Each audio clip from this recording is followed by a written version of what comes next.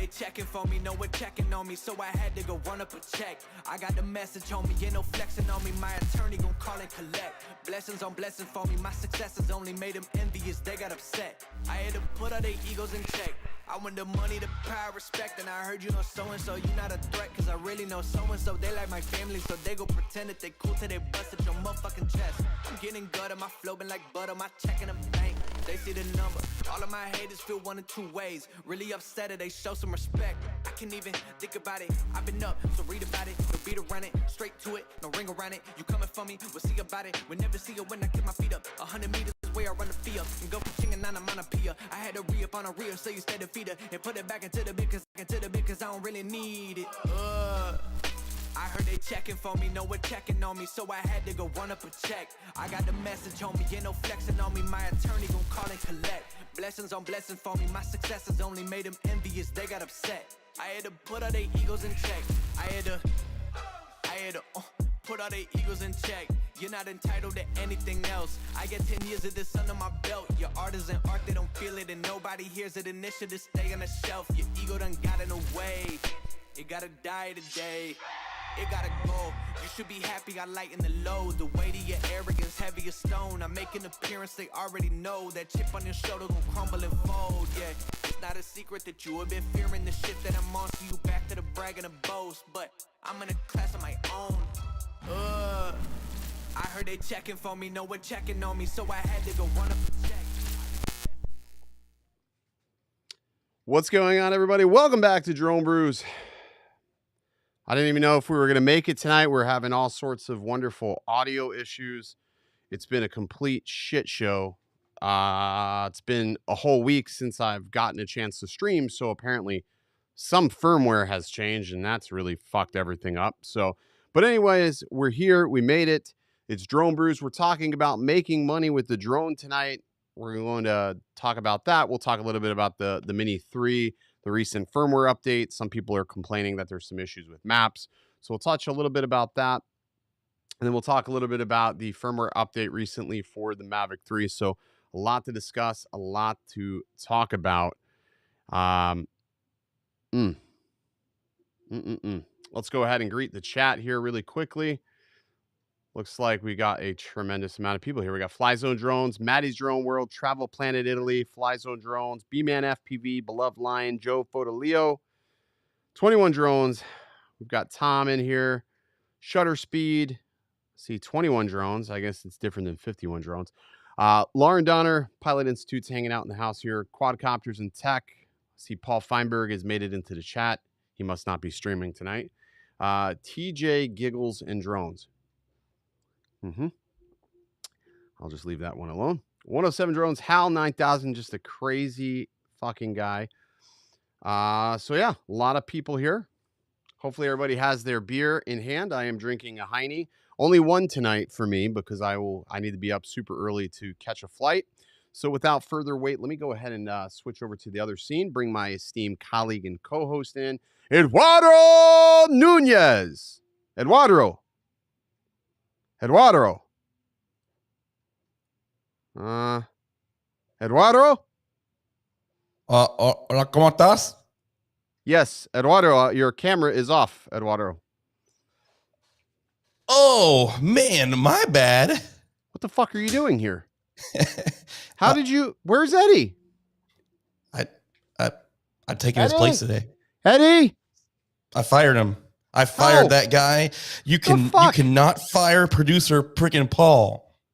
But you're... Well, I just fired him by accident, I think. Oops. That's for all you guys out there. Yeah. Oh, there you are. There's producer Paul. Paul, good to have you on tonight, man. Since Eddie is in the Dominican Republic tonight. So, hey, you know.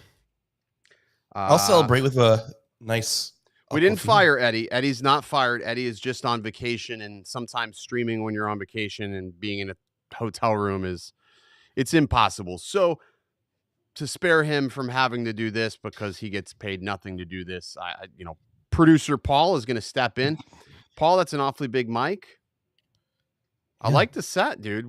I like this. This is nice. White balance is good. Looks like You finally figure out how to work a camera. That's always good. Hey, when you start your own stream, you gotta think big, man. You know Plus, I what's mean, funny is when you don't stream for like a week and you don't test things, things are always broken. Like all of a sudden now, this freaking XLR deal, this output is broke. It doesn't make any sense. So I'll have to figure. Yeah, yeah. I'll have to figure this out this week. So I'll need to figure out how I'm going to splice this and make this work. But that's so freaking annoying that it was working and then now it's not. So I'm seeing a lot of eat the mic. So yeah. Paul, I already you did got that one for you guys. yeah, we'll save that till the end. So Paul, you got a chance to come out with me. We did some shadowing and did some real estate work last week. I think it was last week or the week before. I had you come out. You spent the whole day with me, sort of see the workflow. We shot, I think it was 3 houses in different locations. And then you went back and you started putting together your pricing list because you recently got your 107. So you're building your business. So talk to me a little bit about what you're getting ready to do. I'm pretty much kind of mimicking your model, and it's easy for me because I live in Orlando, which Tampa and Orlando about the same pricing structure. Pretty much. And my wife's company was not happy with the photos. They raised their prices randomly without telling them. And so the firm was like, hey, can you get us your info? We need pricing sheet. And of course, I'm freaking out. So it was not hard. I'm actually doing it all on Squarespace. I think it's just the easiest way to do it. And I've already had one client, and it was super easy. Just send the invoice off to him on the site. And the guy, the realtor paid it within like an hour or less after I sent it to him. And it was just super easy. The realtor loved it. I loved it because it was just, less paperwork, all digital, just boom. And so this Squarespace thing is going to be just huge. And I learned that obviously not from me, but from you, what you're doing. Yeah, I've got a Squarespace. It's funny. I have 2 websites. When I first started, I didn't know what I wanted to do, like as far as naming. So of course I was focusing on drones, which terrible idea. Don't do it. Yeah. If you're going to go into the real estate business or you're going to do this, like the photography aspect, don't pigeonhole yourself with the name. Like don't put drone in the name. You may think it's a good idea, that it's great for SEO, but what it does is it pigeonholes you into just one genre. And then sometimes people won't call you because they just think you do just drones. So you're not getting the wider array. So I ended up changing the name of my business and just dropping UAS out of the name. And then I ended up building another website because I felt like the Square website was good. But you got to really spend a lot of time with the Square website to really get it looking not so cookie cutter. So I ended up hiring somebody that did my site. Matter of fact, we're redoing the site because last week somebody took my site down. It went down for an entire morning. Must have been me. Well, what they do is they hit you with a shit ton of traffic, like a lot of traffic, more than you pay for. Like, you pay a hosting fee. So they hit me with all this crazy traffic and the site crashed. And I was getting all these phone calls from agents and they're like, hey, I can't book an appointment. I can't see my invoices. I can't, I'm like, what are you talking about? I was just on it this morning. And then I go on and look and I couldn't reach it. So definitely need to have a website. Shouldn't be an afterthought at all. I don't think it should be an afterthought. No, I think you definitely need to invest in a good website. The people need to have a place to see your work too. On the website, you need to make it very clear and have a nice portfolio on there. So, people go to your site, they see your portfolio, and then have a nice big old booking button that's nice, eligible or whatever, so they can click on it. And the reason why I like the Square site is because it's got all my pricing on there, at least for the basic real estate stuff. I have pricing tiers for the different square foot and how many pictures that includes, what that includes. I can buy the add-ons all in there on the Square site. There's no surprises. And for me, especially since I'm doing a 9-to-5 job, I'm trying to do the side hustle thing, having that calendar that I can block out around my work schedule so the clients know when they can book me and know when I'm available is pretty huge too. So yeah, so I went to this online booking thing, and at first I wasn't getting anybody to use it, and then after I started advertising I was doing online booking, I was like, oh wow, I got an appointment, and it was like, oh, and I got another one. But then what was happening was they were having me, I would go from, let's say, here to Citrus County from Citrus County to Tampa. And I'm like, oh shit, we got a problem here because now I don't have enough time to travel from one to the other. So what I recently did was I made it to where I have my packages set at 45 minutes time. Now I know I can get through a house doing photos. I can get through a house in 20 minutes pretty quickly. But Oh yeah, I mean, it was amazing when that was when I was fast, chatting. right? You have 20 I minutes and didn't something. realize how quickly it was. I'm like, how can you make money charging this kind of money on it? And then I realized, I mean, it's yeah. And then what's funny is sometimes as you're going through a house and you're doing it, like you can get even more efficient. And like a lot of these houses down here in Florida are all the same. So Oh yeah. because they are all the same, it is super easy to just sort of like, okay, here's the generic angles that we're going to take. Let's blast through this house very quickly. Let's get on the other one. But back to what I was saying with appointments, I was not mentally preparing myself that, okay, you're going to book me and that's going to block off an hour. And if it takes more than an hour, now you got, 20 minutes to get to your next shoot. So I had to be diligent after somebody was booking an appointment to go on there, look at where the appointment was, and then Square lets you, the Square appointments aspect anyways, lets you go ahead and block off additional time. So what I was doing was going in and adding in travel time. So if I knew it was going to take me 45 minutes, add 45 minutes in there. And oh, by the way, you couldn't book a same day appointment and you couldn't book on the half hour. So all of my bookings had to be like on the hour. So like 12 o'clock. But what I recently done was, because it's been so insane, is I have allowed same day bookings, but you can only book within 2 hours now. So Okay. you can book same day, but it's got to be 2 hours out, if that makes sense, which that's been pretty cool too. So it's interesting to see the ebbs and flows. Like the market's obviously shifting. Your wife's in realty, so you already know interest rates have people freaking out. You have people that are looking Totally. to sell their house now. People that refinance their house are like, all right, well, we got to get out of this now because we refinance. We want to sell it. So everybody's freaking out, and it's just like, it's absolutely booming right now. Absolutely just the busiest time. It's crazy. And it's already that busy time of the year, right? Because people are trying to move and get situated before the new school year starts. So now, Yeah. right now, is just crazy. I mean, I got a coworker that just relocated down here from Texas, and he's just having a hard time finding something, obviously, but like everybody else. So it's just crazy. It's weird. It's weird. Like it goes and flows. Like it used to be like the beginning of my month from, let's say, the 1st to right at about, like, I want to say the 8th or 9th, maybe 1, 2 shoots here and there, but mostly video work. Like I would get a lot of like businesses calling me wanting video. So I was like, okay, that's cool. But now it's just like every day, 10, 15, people deep. And I'm like, shit, this is a good problem, but a bad problem because we're scaling faster than I can actually shoot. And when you're just the sole proprietor, when you're just doing it on your own, the problem is you don't want to take on more work than you're actually capable of delivering, because when you do that, you set yourself up for failure and you piss a lot of people off, unfortunately, because then when you're not able to, help them, they just get super, super spoiled. They get really pissed really quickly. So, I sort of learned my lesson when it comes to that, not over promising shit. You can only do what you can do, and I'm Right. also learning, like, Absolutely. a lot of these agents, the ones that just call you that one time, like they're going to use you one time because maybe their photographer's down and out.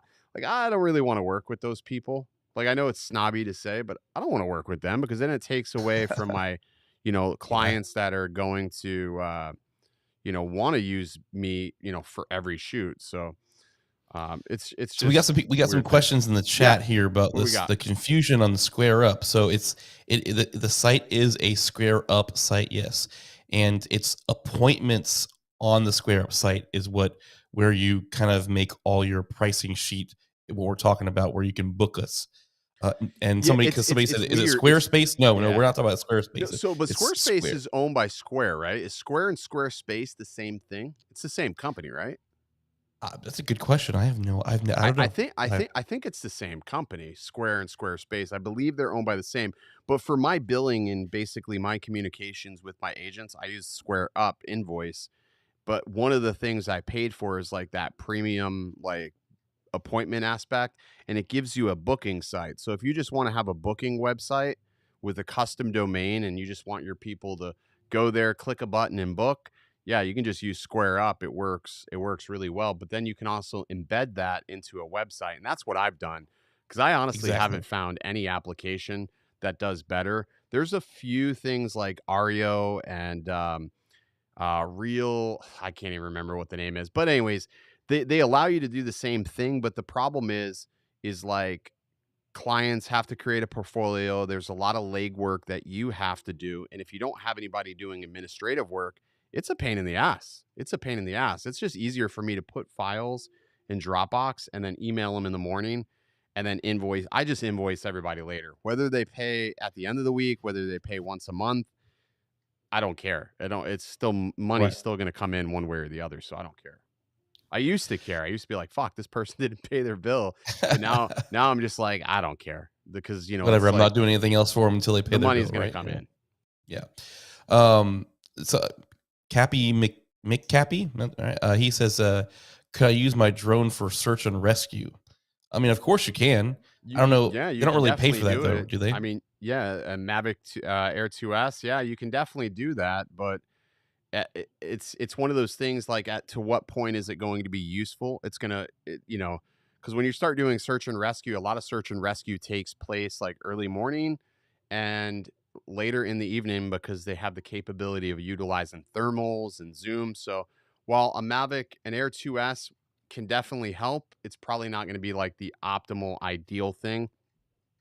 And a lot of times, like when you're thinking about search and rescue, it's mostly done by fire departments, law enforcement. So it's not something like you can really market. I don't know if you're a law enforcement or a paramedic, but usually they are the ones that are going to be doing that. And then if they're in the air, you're not going to be in the air. We'll put it that way. Yeah. Let's see. Let's look. Let's see. But what I found really amazing too is when you're this might get into a little bit later conversation with the Mavic 3 or the Mavic Mini 3 Pro. I was very amazed that you were using that for real estate, and Dude, I can see that. it's I mean, crazy. I can see it. It fits in your hand. You quickly run to the car, pull it out of your bag, launch it off the back of your truck, fly up really quickly, get your shots, and bring it right back down. I mean, it's so small and so portable. It beats the heck out of taking the Evo out of a freaking flight case Somebody and just asked, setting it up. somebody said, so fuck drone base. Yeah, absolutely, fuck drone base. Fuck Oh, drone drone base. based wastes Fuck your time. fuck drone up. Fuck all those guys, because what they're going to do is they're going to charge the client like, a normal price, like probably 2, 3, $400 a pop, and then they're going to pay you. They're going to bid it out to the cheapest person. So they're going to start off really low. They're going to say, hey, we need this, this, and this. $60. Go and do it. And then you got to drive like a schmuck probably halfway across town to get this shit. And then what's going to happen is every single time somebody doesn't respond to that job posting, they'll start going up with the price. But they're a broker that just sort of fucks the pilot over. That's the reason why, like, if you haven't already, if you're like serious about making money with your drone and you want to be in full control of the clients, your price, the whole thing, like, I mean this wholeheartedly. If you're really, really serious about making money, stay away from those guys. Stay away from those guys. Don't support that business, because it just degrades the market. But if you want to build yourself a portfolio and you want to start getting into a network that's going to allow pilots to be in control, or not even just pilots, photographers, creatives alike, that is going to allow you to be in control of your pricing, you need to go register at this paypixel.io. Right now, it's free to sign up. You can build yourself a portfolio. You can start getting into a network, because as this PayPixel starts blowing up, you want to be there earlier, because I don't know how the SEO is going to work in there, but as people are looking for jobs, looking for pilots, they can browse through PayPixel, find a pilot, look at their portfolio, and figure out whether or not it's actually going to suit their needs. So sign up for PayPixel. That's a Tampa-based business. Super good guy.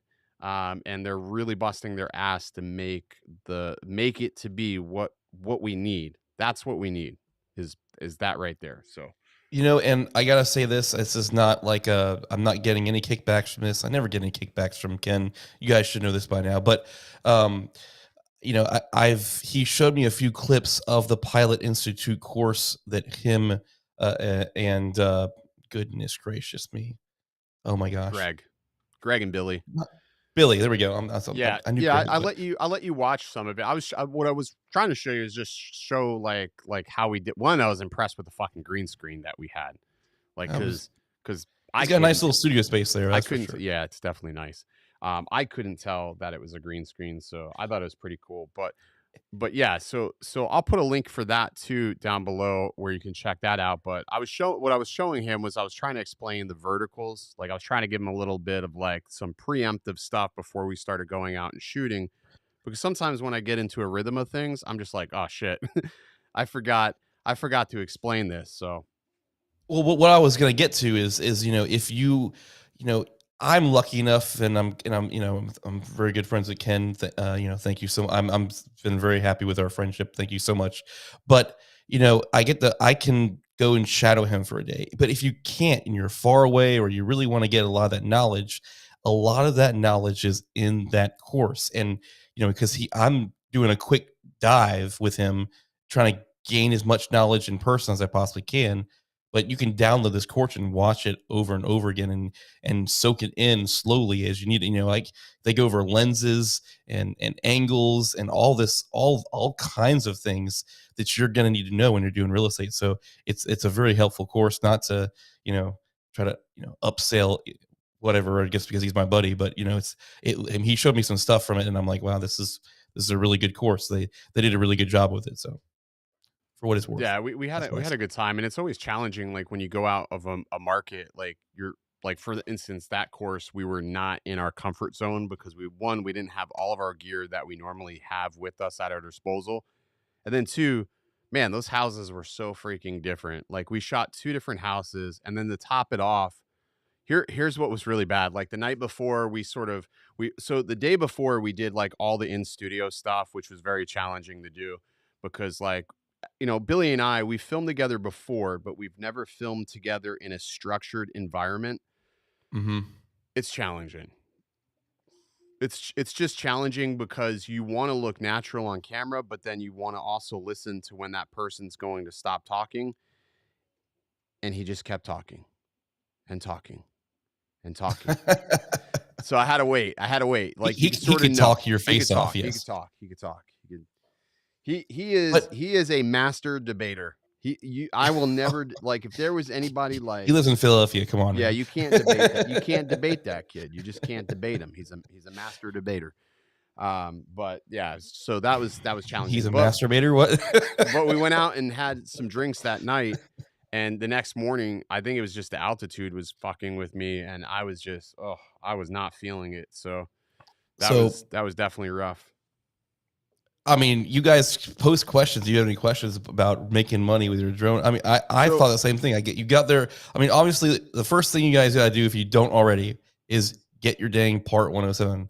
And I delayed it so long, and I finally got it. And I don't know why you did. And the other thing is like, I don't think a lot of people really factor in. Eventually, they're going to start levying fines. Like, right? The FAA is looking at businesses that utilize drones. Right? We'd be naive to think that they weren't. They're going to start looking at that, and they're going to start going after people that are making money, forwarding their business with a drone that do not have a license. Like it's funny, I'll go on periodically to the Airman database and just type in my last name to see who has my last name and has a 107 license.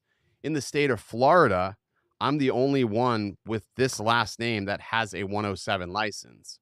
And I try to educate my clients that, hey, if you use somebody who's unlicensed, you're going to get in trouble as well. You're going to get a fine just the same. And oh, by the way, if you're taking photos for yourself, that is still a forwardment of business. So you're still using it for they just it's like a taboo topic. They don't understand it.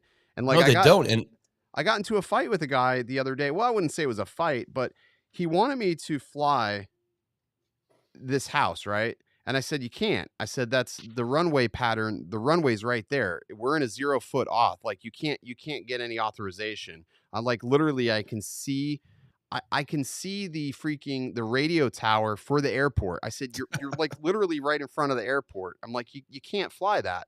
So you know what he says to me? He goes, can you get a pole and put your camera on a pole? And I said, yeah, I'm not putting my $4,000 camera on a pole. That's not happening. I said, maybe if you bought a scissor lift, I would get up in the scissor lift and get an equivalent shot, but I'm not putting the camera on a pole. Like, it's not that important. It was such a silly, such a silly thing to even ask. I was just like, I was actually shocked that we were even having that conversation. Well, Like, it's funny that you say that. I think the photographer before the Chelsea's firm used to have an indoor photographer or in-house photographer, and she used a painter's pole or something like that with her camera and would just ring you it as high as possible to get those type of shots. But yeah, I is mean, that shot really that important? Like, most of the time we're in an urban, I wouldn't say urban. We're in a suburban environment where it's just not that important. Like, I feel like a lot of photographers use a drone shot, like they force a drone shot on a property. Most residential properties don't need drone shots. And I know that's a weird thing to say because I fly drones, I promote flying drones, but I'm telling you that not every property needs to have a drone shot. It's like counterintuitive in a sense, but it's really true. Like, you can have a guy behind there and his property's grass is like all sparse and like they may not maintain their property. So now you put the drone in the air. Now you're capturing this guy's shit show, which would otherwise be something that whoever's considering buying this house wouldn't see, but the drone is allowing them to see it all of a sudden. So right, and it's it's just a funny bad you say idea. that because you don't really that person that is close to the airport. I mean, who knows what's behind their house if they're that close to the friggin' airport? Why would you want anybody to see what is kind of behind there? I don't know. It's just it It's like you said, it's it's it's not a reality. it's just it's one of those things where it's going to take a little while, but I figure the more I educate them, or I keep going back with giving them reasons why, or trying to give them tools. So the first thing I usually do is I say, hey, look at this app. I usually do before you fly, Hmm. which it's powered by a loft, but I give it to them because they don't have to do a login or anything like that. They can open it up and I say, all right, so if you're ever in doubt or you want to know whether or not we can fly a drone, put the address into here, hit search, and it will tell you. If you see a 0 or a red or whatever the case may be, we're not going to fly. It's just that simple. They never do it. I Absolutely. still do it for them, but it's just I try to give them those tools and it works. Somebody asked in the comments about insurance. So insurance is really weird. Um, every state is going to be different on what they will insure. So I have my insurance through, God, I can't even remember the freaking name. It's a goofy name. Greg always corrects me every time I say it. But I have insurance, business insurance through God, I can't even think of their freaking name, dude. I don't ever use it, but I have it. Like they charge me every month, but it's a weird name. I freaking mess up the pronunciation of it every time. But anyways, they cover me for liability for up to $2 million. They cover my gear, so like if my gear was damaged, lost, or whatever, they cover me for up to $100,000 in gear. Um, and they cover like if I get hurt or something like that, or if I hurt somebody, they cover those things. So it's a really solid insurance. And if I can remember it, I'll put it in the description. But when it comes to aerial work, like let's say if I have a drone go down over a car or something, there's like that gray area where you still could get denied. And I would hate to push a claim through them. So when it's flying, I like to use Skywatch AI. It's pricey for like a $2 million policy, but what's cool is it's a variable policy, which means that you can adjust your policy depending on what work you're doing. I had to do some work for Disney like a couple of months ago, and they Wow. wanted a $5 million policy, and I was like, absolutely not. I'm not going to give you a $5 million policy on a on a Mavic. I'm like, it's just not going to How do much enough. can you destroy with the Mavic? You know, it's Right. like, come on. So I argued that case with the project manager, and I gave her the weight of the drone, the takeoff weight of the drone, and basically everything they needed to know. And then they came back to me with, okay, $2 million is good. Because I told them, I said, if I have to buy a $5 million policy, I'm going to charge you that much more. I said, but I have this $2 million policy right now, and this is your price with that policy. Like I could have easily, and it was going to cost like maybe like $100 more. And I just canceled that policy and go back to my other policy at the end. But I talked them out of it because I just didn't feel like going through the hassle. Because the other thing too with Skywatch AI is that they won't necessarily insure foreign companies. Does that make sense? So like I was working with a production company in Disney, and if Disney wasn't involved, they wouldn't have insured the project because the foreign company was like technically should have been first, like the first insured name. It's really freaking weird. It's really weird. But anyways, they ended Absolutely. up doing it, and Skywatch AI is probably the like most affordable method to go about. And it's just also easy because it's instantaneous. You can also put hull insurance on your drone. So if like you want to put like insurance on your Mavic 3 in case if something happens to that, which some of these production companies, they want you to have insurance on your drone because they don't want you to turn around and sue them should you have an accident with your craft. So it's weird. You just have to ask all the questions way in advance. But Skywatch Crazy. AI has been pretty fantastic. So I'm just getting caught up with Chat, yeah. with the messages or So, you know, I mean, just like going back, we kind of touched on it. You know, you got to get your Part 107 for sure. It'll set you you know, we've been seeing here in the chat. It'll set you apart. It'll set you apart from everybody yeah, else. you got to have your 107. That's the first step to going about it. But you can make money with the camera. You can make, you know, you can start making money without a drone. It's just not going to be a reason why, you know, if you're going to go into the real estate aspect, I think you have to have a 107. You have to have a drone. I've been training a guy to go. He's going to be shooting for me soon. And one of the things is he doesn't have his 107. And I said to him, I will pay for you to take your test. And if you pass your test, I'll give you the money. Like I'll pay for your 107 exam if you pass it. If you fail, you're shit out of luck. I can provide you all the materials to study, take the test. You take the test, you pass, I give you your money back. And, you know, hopefully he takes that serious and he does that, because I can't turn him loose and really like, you know, start, you know, making or scaling essentially. I can't start scaling properly without him being fully licensed. So, I mean, ideally, it's funny, a lot of people don't have their 107. So it's hard for me when I'm hiring somebody to be like, oh yeah, I'm sorry, I can't hire. So now I'm getting to the point where I rather just train somebody. If you're looking to make money, yeah, you can make, you know, $5,000-$6,000 a month minimum, but do you have everything you need to be able to do that? Like, I can give you gear, I can give you a drone, but you have to still have the licensing to do that. So it's one of those things. I mean, you know, and he cannot fly under my 107. So here's the deal. Like that's a common misconception. Now they can fly present. as long as you are on. But you're not gonna. That's the right. whole point of hiring somebody else is they Well, have the them whole point of do me two hiring times the amount of somebody work. else is so I don't have to be there. So there's a photographer locally to me. He does not have his 107. He does not have his 107. But one of his employees does have his 107. So he is under the misconception that every time he flies, just because his employee has his 107, he's okay. That's not the case. If his employee is not present at the time of that flight, then it's not a legal flight. The other aspect of that is like, okay, let's just say that is the case. It's really hard for the FAA to really do an investigation and prove that.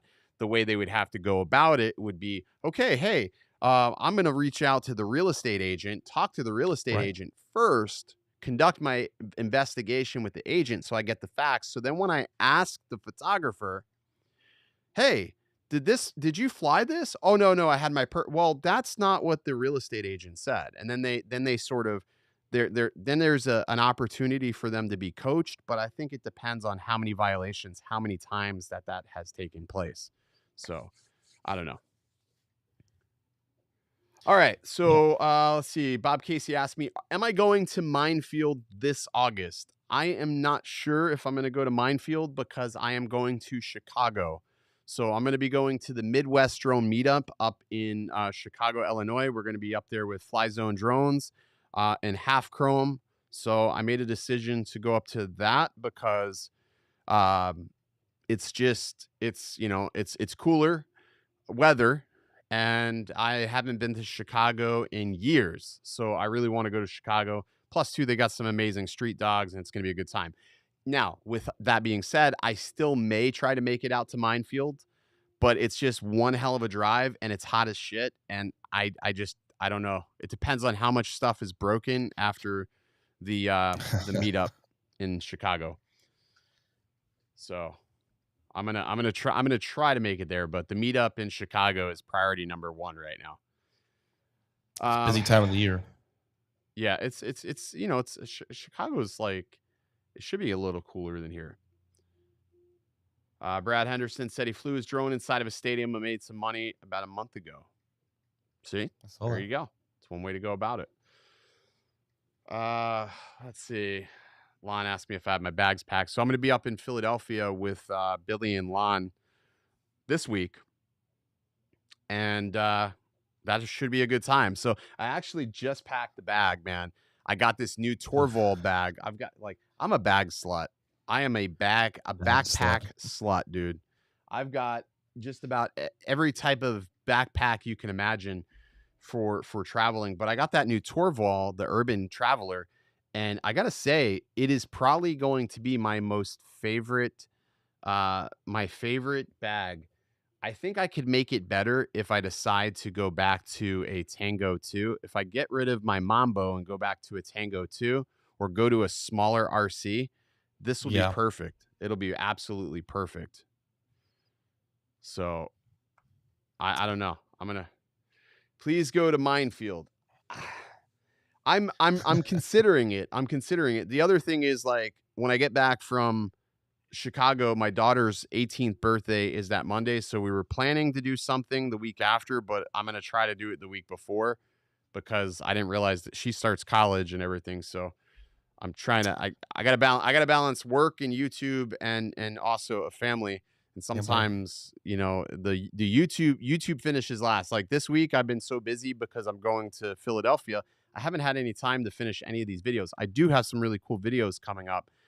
Orca gave me some FPV goggles that I've been using to fly the Mavic 3, which I would have never guessed that having FPV saw that goggles. post. Dude, yeah, it actually makes flying a GPS drone a lot more fun.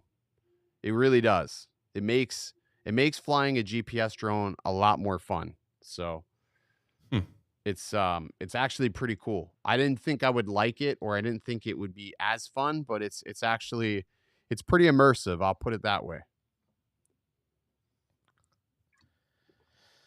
Ever try a Wandered bag? I actually have a Wandered bag, and I have the Provoke 31. I like it. It's a good. I like it more for like a travel bag because it is a little bit bigger. I like my PJY Tech One-Mo for like everyday carry. Plus, it's got a green interior, which is just dead sexy. But and it has a little spot for a drone. So, but the Wandered stuff is fantastic. It's a very comfortable bag too. The roll top, you gotta you either love roll it top. or This you has hate got it. a roll. This has got a roll top on this bag. I put my camera, put a lens, put a microphone in there. So like I figure anything I want to have like easy access to, Quick access to. yeah. Throw it in there. I mean, I'm bringing a lot of stuff, more stuff than I would typically ever bring. So that's probably one of the reasons why, like for FPV batteries, I'm only bringing 6 FPV batteries because I figure Only 6. Well, by the time I land, fly the drone, land, I can charge up another set of battery, put it right on the charger. So like 6 batteries should be enough. Um, I think it'll be fine. But when I go to Chicago, what I'm thinking about doing is maybe I'll ship batteries. I'll buy batteries and ship them to like Sergio, and then just have him charge them. So that way I don't even have to bring batteries. I'll just ship them. So it's just one less thing I got to pack and worry about. So I think that's a little bit easier. Other than real estate, what would you say you make money with your how do you Mapping. make money with your drone? You can do mapping. You can do stockpiles. You can do measurements of stockpiles with the drone, which is something that is becoming pretty interesting. Like, for instance, you have I don't know if you've ever seen them, but we have a lot of them. Like, we have rock yards. They sell mulch. They sell rock. They do a bunch of things like that. Well, you can measure the cubic feet of that pile, so you can sort of give them a guesstimate of how much they have in that pile. So stockpile measurements is a big one. Cool. 3D mapping is big, doing elevation scans for new construction. You can work with construction companies beyond real estate, doing progression or product, or I should say site updates. That's pretty big. And of course, you have like a whole agricultural side of things, which is becoming pretty prevalent as well. I mean, there's a lot of different verticals, honestly, you can go. It just depends on then there's what is the most the cost thermal effective. side. How big do you think the thermal side is? I mean, what's the Thermal side is likelihood that you huge. need to go out and buy a thermal drone just to make some? I mean, You got to see. Here's the thing with the thermal industry is that you really have to understand what you're doing, and it's also a side of the industry that I feel that it really favors people who got into it early on, right? Like, these are right. people that got into the industry super early on, and they were already there at the ground floor, essentially. So you need to find somebody that maybe is already doing it and they're looking to scale. So they need to have somebody brought on, because the other thing is the cost to entry when you start talking about thermals is it starts at, $11,000. Like, that's the starting price of equipment. And that gets you an Evo 2 Pro thermal, the Evo 2 Enterprise, which is the thermal with the boson sensor that has radiometric information built into it. But even that is not like quite as good as something like a Matrice with one of the Zemuse cameras on there. It's just not going to be as good. But I mean, it gets you in there. But Right. I don't know. It's a hell of a risk to take if you don't already have the business there. Eric Lindbergh said telecom vertical as a whole is the hundreds of thousands of inspections per year. And that is another aspect too, is doing telecom communication inspections as well. But again, it's getting in there, understanding what you're looking for. It's almost like best thing to do with telecom is try to find somebody that's, again, trying to scale. Work with them before you try to go out on your own. Because if you go out on your own, Right. it's either sink or swim, right? It's sink or swim. That's one aspect of the industry I'd love to go towards, is the telecom communications, because you have all these cell towers all over the place, and they're always subcontracting because they're still not ready to build their own teams. Because I feel like even like Verizon, AT&T, they understand the industry, but it's still a very specific niche that they're just not there yet, and they're not ready to dedicate their own resources. And it's just easier for them to hire people at this point because it's more cost effective, essentially. So, Right. but that's where I'm looking to eventually push into. Do I know anything about that industry? Fuck no. I couldn't tell you anything about a telephone pole. But like, when it comes to like power companies, like when we had that last hurricane that hit Louisiana, we were doing the line scans for the power company. That's another very lucrative option. But again, the problem with that industry is you're waiting for disaster, and disaster may not strike. So it's either, okay, disaster strikes now, you may have a vacation planned, you may have a cruise planned, and all of a sudden you have to put your entire life on hold because here comes the money, and you have to go out there, sweat your ass off in the swamp somewhere, scanning power lines for like 3 weeks, but it's worth it, Absolutely. definitely worth it. Eric Lindbergh, you said your company is growing fast. What kind of stuff we are in hundreds of inspections per month. What are you inspecting? Did you say already? Did I miss it? Oh, Telecommunication towers. telecom. Okay. Yeah, telecommunication towers. Huh. And that, there's an option like right there. It's like, you don't know somebody until you ask them, and Vic Ross knows him. So right out of the gate, I can tell you what, this dude is certified. He's a good person because he knows Vic Ross. Eric, tell us where are you from? What area are you in? I'm curious. That's I'm always looking to get into something different. Just ask Carter. Yes, having a certification helps, because if you're not capable of certifying those images that you take with the thermal camera, it's got to go out to somebody who can certify those. And then again, that just cuts into your cost. There was a roof inspection that we did on a meat processing plant. It was a insurance claim, and it was quite an elaborate scan that we did. And I think the scan it was like a $20,000 scan we did. But the roof that they were looking to replace, it was like a $2.5 million roof on this meat processing plant, and it got hit with a hailstorm. So you spend $20,000 so your insurance company doesn't deny the claim. That was worth it to them, because it was either that or they were going to pay outright $2.5 million for this roof. So they ended up getting their insurance claim pulled through. So that ended up working. Eric, that's very interesting. So he's up in the Northeast, but he's doing work nationally. So yeah, their clients all over the place. Here, That's cool. Here you go. Prime example of why thermal is a hard barrier of entry. Thermal certs are $2,500 plus the drone. So right there, like at a minimum, you're looking about $14,000, $15,000. $15,000 minimal investment.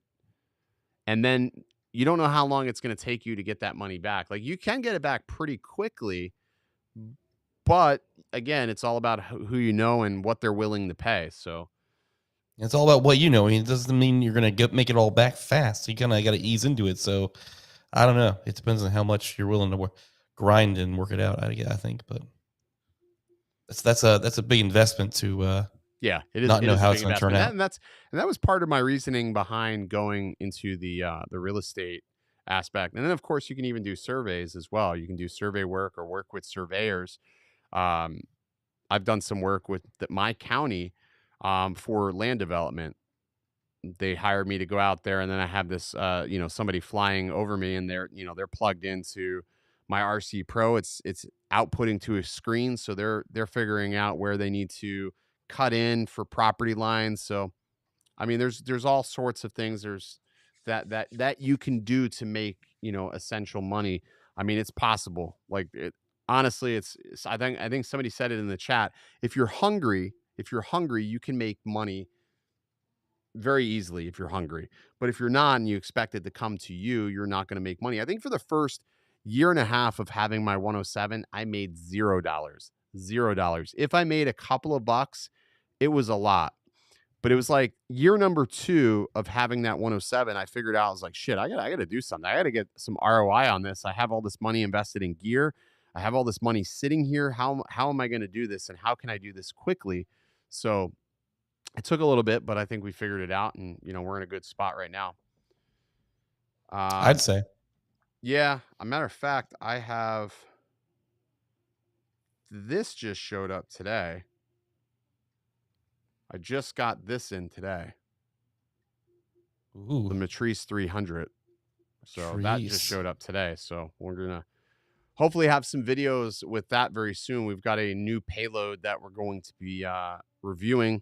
So I'm pretty stoked to start getting that cranked out. I think it's going to be good for the guys that are interested in that aspect of things. I think it'll be interesting what we do with that. So Eric says telecom takes grit. It's more than just flying drones. You have to learn the industry and what equipment is on the ground. Yeah, it's true.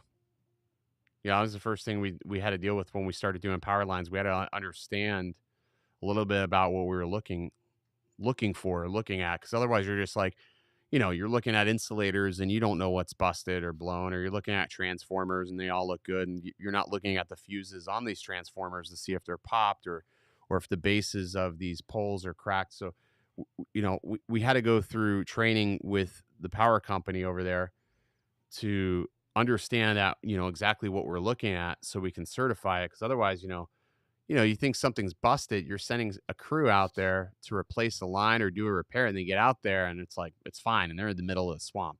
So Right. that always sucks when that happens. Non-destructive inspections are getting more popular, but you're right. Yeah, either way, no matter what you do, you're going to end up having to make an investment in no matter what industry you decide to go with. If I think back and look at my initial investment into the real estate world, I probably invested maybe about $4,200 into gear between lenses, camera, gimbal, computer. I mean, I'm talking about the whole thing to, really Whole shebang bang, yeah. the whole shebang to start making money. Maybe $4,200. Like, could I have squeaked by with maybe a little bit less? Yeah. But, if I'm going to squeak by, I never want to get by with minimal equipment. I always want to get by with whatever I can, the best I can possibly purchase at that moment is what I always recommend. But for everybody, the best is always going to mean something different. You know what I mean?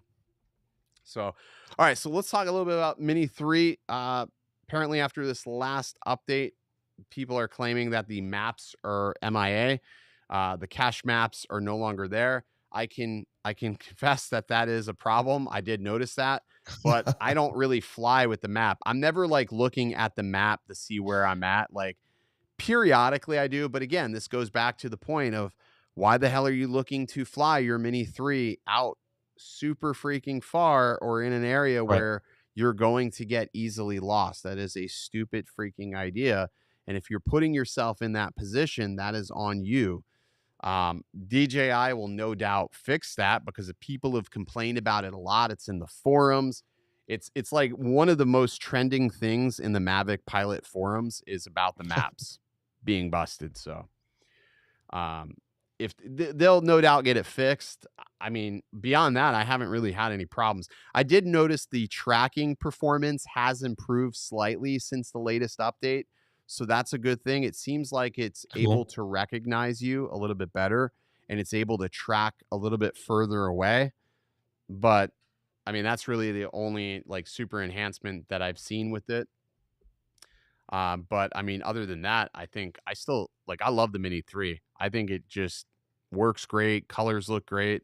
That whole day we were shooting houses, we just used that drone. I didn't break out the Mavic 3 not one time that whole time. And once again, you're only shooting, one or two shots of the house. Yeah, you're taking a you don't front need- shot, rear shot. And I Yeah, do it we at don't- the 12 megapixel, the auto bracket it. I'm doing auto brackets on the houses. And not a single client even said, "Oh, what did you shoot this on?" Because when you compare the photo between that and the Mavic 3, unless you're really, really zooming in on it, that's the only time you're really going to notice a difference. The only thing I can say about the Mini 3, it has a little bit more chromatic aberrations and like that purple fringing around the edges of sharp objects. That is where I notice the most amount of degradation is around the edges of subjects. But again, you got to really be zooming in. You got to be really zooming in on something for it to actually, show. Otherwise, I don't see an issue with it at all. I think it's an ease, peace of mind, and you got the built-in smart controller that come with that RC with that one. Yeah. It's great. And the RC works really well. I mean, is it the brightest RC? Like, it's not like brighter People than the complain RC about that Pro. one a lot, don't they? Well, you know what it is they obviously did I think it's 700 nits of brightness, which is obviously not bright enough for most situations. Like your phone is typically going to be brighter. However, with that said, the one thing that my iPhone can't do is it cannot maintain that 800 nits of brightness peak. Like as soon as it gets outside, forget it. Like in a minute, it's dimming to 500 to 400 nits. So then it becomes unusable. The one thing with the DJI RC is that it does a really good job of maintaining consistent brightness, albeit it gets hot as shit though. That's the only problem I have with that. Hmm. It just gets hotter than shit.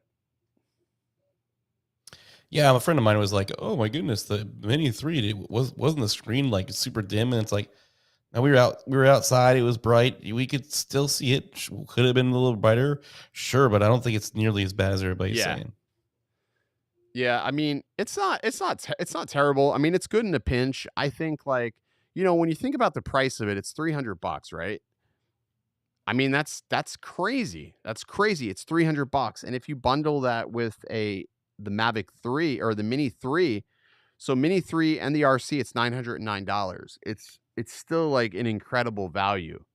It's still like, I mean, price-wise, like nothing, you can't touch anything for that And price. didn't they unlock other drones to be able to use that RC2 now? I believe you can use the Mavic 3 with it, but you can't use the RC Pro with the Mini 3. So Mini 3 doesn't work with the RC Pro, but you can use the DJI RC with the Mavic 3. But I think if you got the Mavic 3, I don't think you should use that RC with it. I think you might as well just spring for the RC Pro. Like, yeah, it's a lot more money, but you're just gonna have a better experience overall. Gonna have a better experience. True. So I don't know. That's just my take on it. But I mean, like I said, I haven't had any problems. The battery life is actually pretty good on that RC though. Like that's one thing I will say in comparison to the RC Pro is that the battery life is pretty good. Matter of fact, I am printing the love handles for the RC Pro The right now. love handles, Yeah, yeah. I've got them printing right now.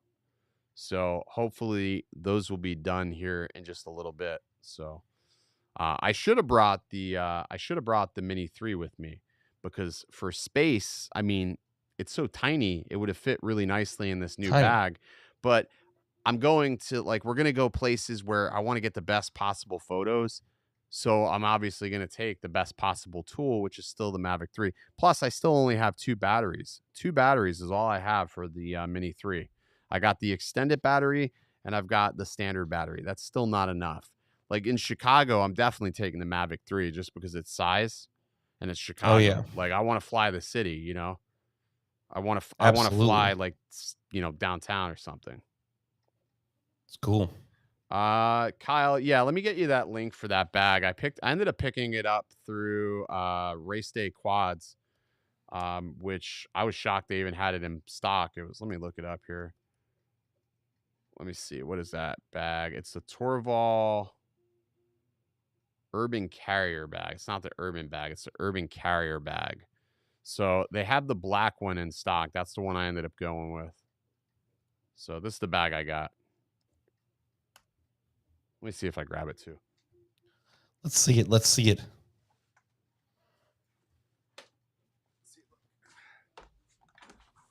See? I like this bag though, Paul. Like I can mount 2 quads to it back here. I can actually mount 3 quads. Up in the top here, I have a camera, lens, mic. I have my laptop compartment. And then right here, like you can't really see it, but this is the Mavic 3. It's sitting here. So if like I reorganize this bag, I would have access to like pulling the Mavic out of there if I put it in there a different way. I have it sitting upright. I probably am going to Yeah. change that. But I mean, honestly, I mean, it's slim enough where the thing about it is I want to be able to put it under my front seat. And a lot of these bags, they get so big so quick, and they're not going to fit under the front seat. So then you end up having to check something.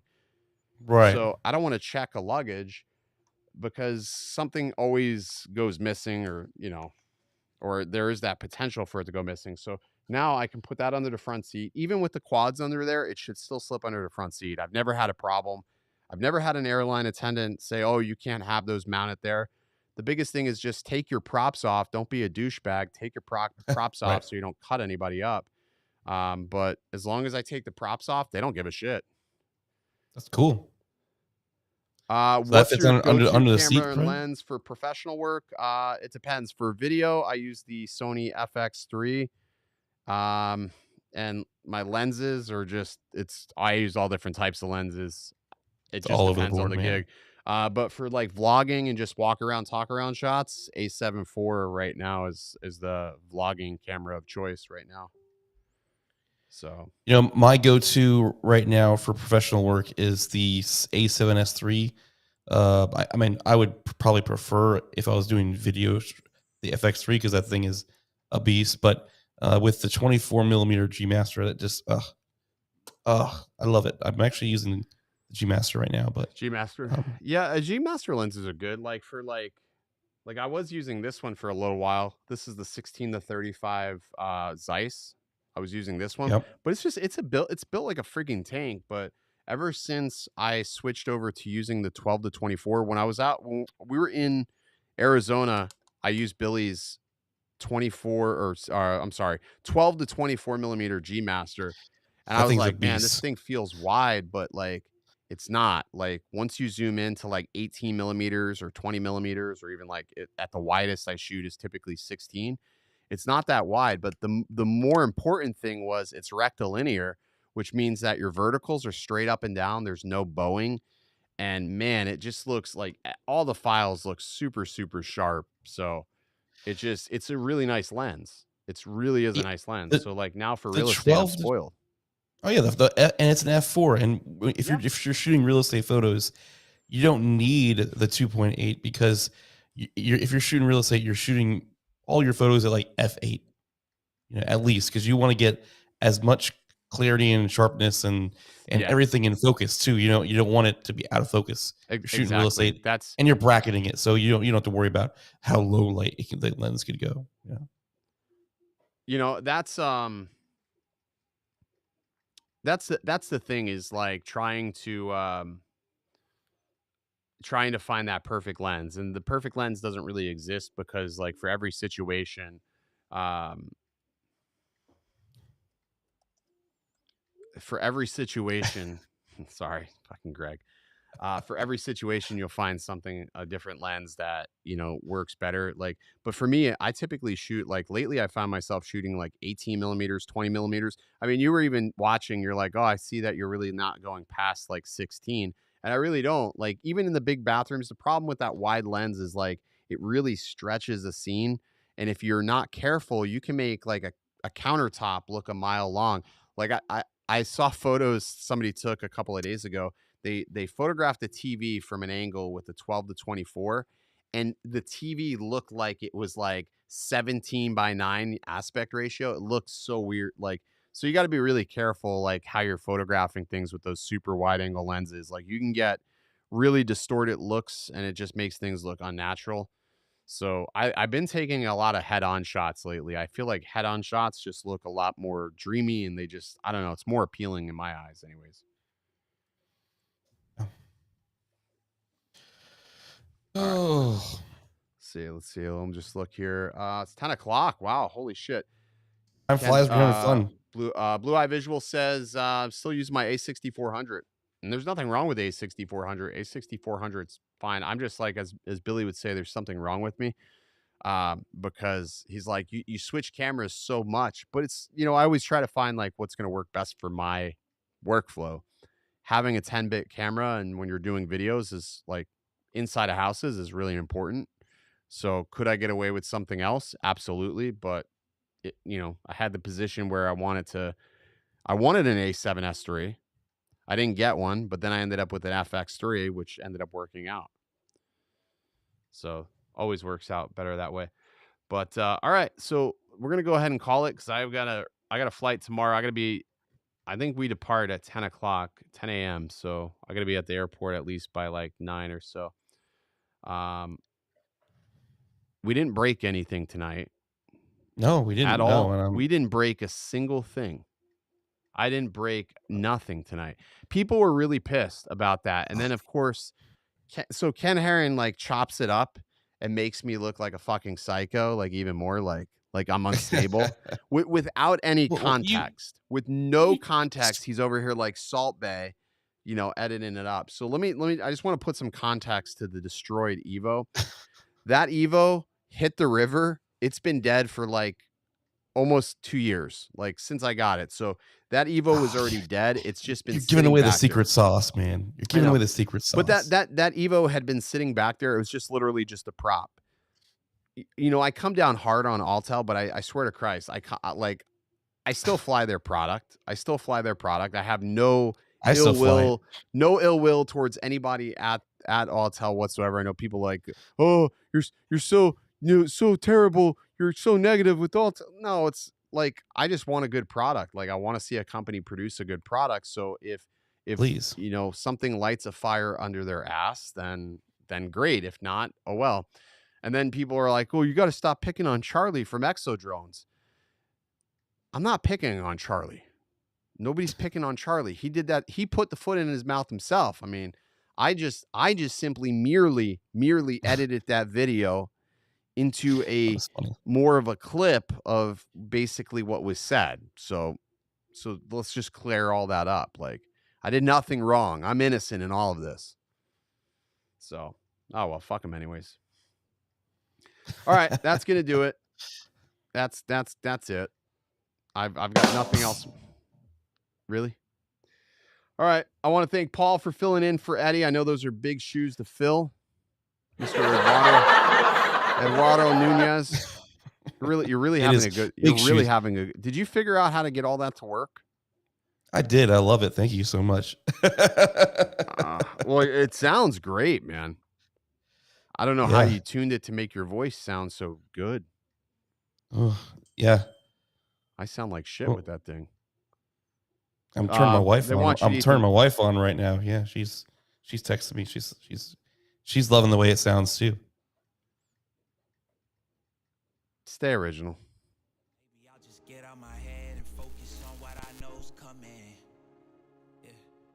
'Cause I can't fall asleep at night without seeing my dreams. Delusionary reality, I'm somewhere in between. These voices in my head get loud and they keep telling me that I'm going to have to test this out. Gosh. Ugh. This thing is just so big. I don't know how I would even eat it. Ugh.